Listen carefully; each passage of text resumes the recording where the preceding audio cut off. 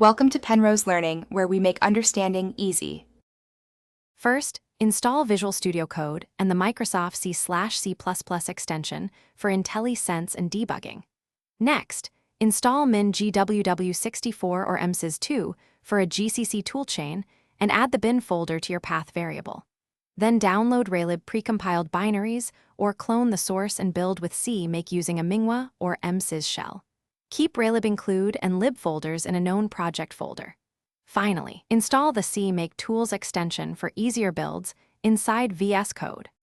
Create a new VSCode folder for your Raylib project and add a C source file named main. Then create tasks.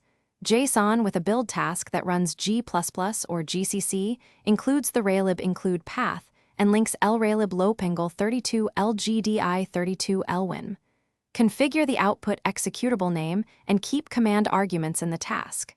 Next, create launch JSON to attach the debugger using GDB from min-gww64 or CDB from open the terminal inside VSCode and run the build task to compile main. C into app, exe and watch for errors. If compilation fails, check the include path, library path, and that min-gw bin is first in path. Use the Run and Debug panel to start the debugger, set breakpoints, and inspect variables during Raylib init window and main loop. When running, confirm the window opens and displays a simple rectangle.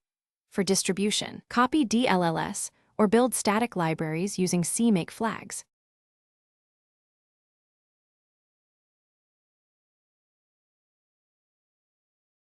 Thanks for watching. If this was helpful, leave a like and consider subscribing. See you next time.